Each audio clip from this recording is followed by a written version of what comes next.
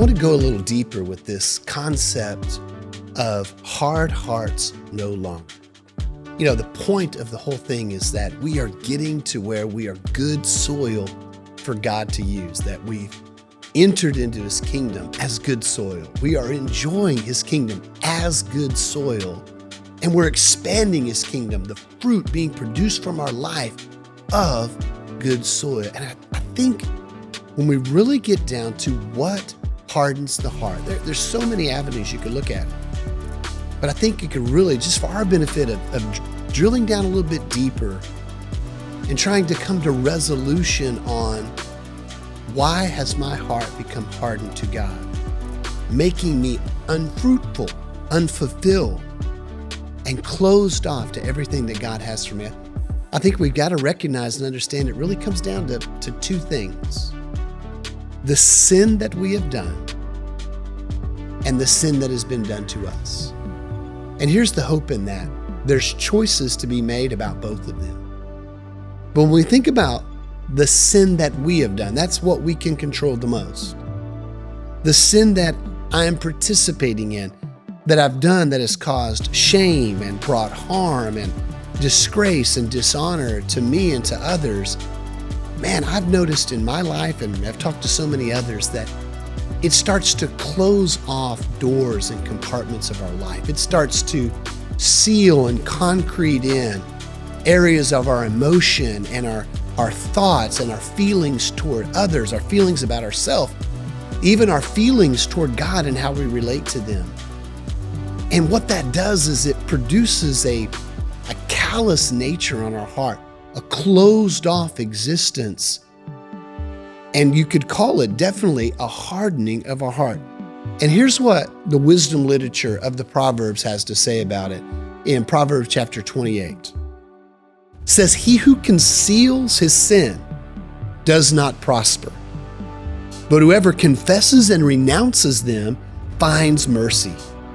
Blessed is the man, blessed is the person who always fears the Lord, but he who hardens his heart, they fall into trouble."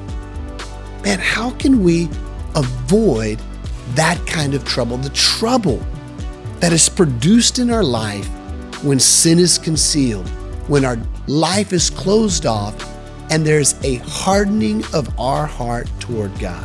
If the whole point is for us to be good soil, a hardened heart, the fallow ground of that will be unfruitful. Listen, he wants your life and my life to be abundantly fruitful for the King and his kingdom. But fallow ground, hardened ground, uncultivated ground, closed off areas, they'll always keep us in that unfruitful life.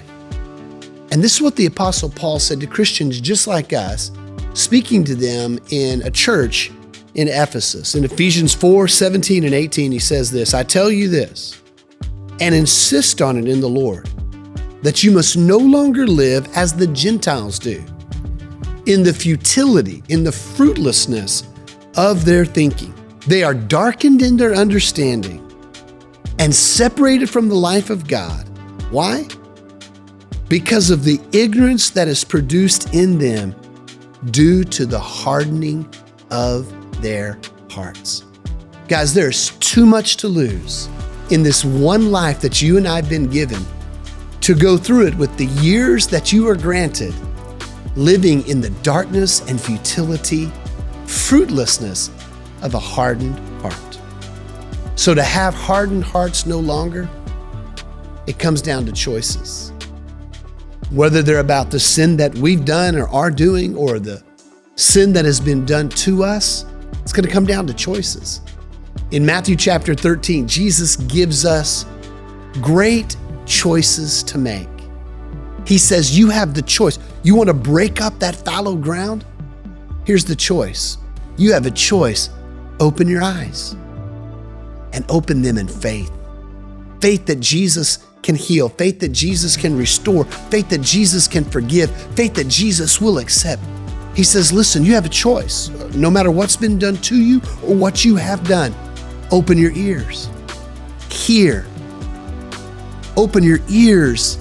Understand and be obedient. Listen, I don't know what kind of disobedience you've been involved in, what disobedience has been done to you, but you have a choice today to say, I will open my ears, understand everything He has for me, and be obedient, and let my heart be healed and cultivated. Listen, He says you have a choice today. I don't care about the past.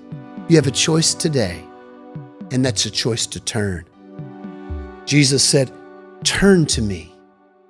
Listen, you have the choice right now. As long as you're taking breath, you have the choice to turn to Jesus. John, Jesus says, I gave them the right, the privilege to become sons and daughters of God. Not by human choice, not even by the will of a husband, but made sons of God by my Spirit. He's given you that right and power right now to turn to Him. And with these choices that are really only left for you to make, if you will turn to Him, open your eyes, open your ears, He says, I will heal you. I want you to hear what Ezekiel has to say about the type of healing and hope that comes when we turn, open our ears and open our eyes, and let Him break up the fallow ground of our hardened hearts. I will give you a new heart, and I will put a new spirit in you. I will remove from you your heart of stone and give you a heart of flesh. To have a hard heart no longer is to allow the love of Jesus to come in and break up that fallow ground and make you the good soil Jesus is always bringing.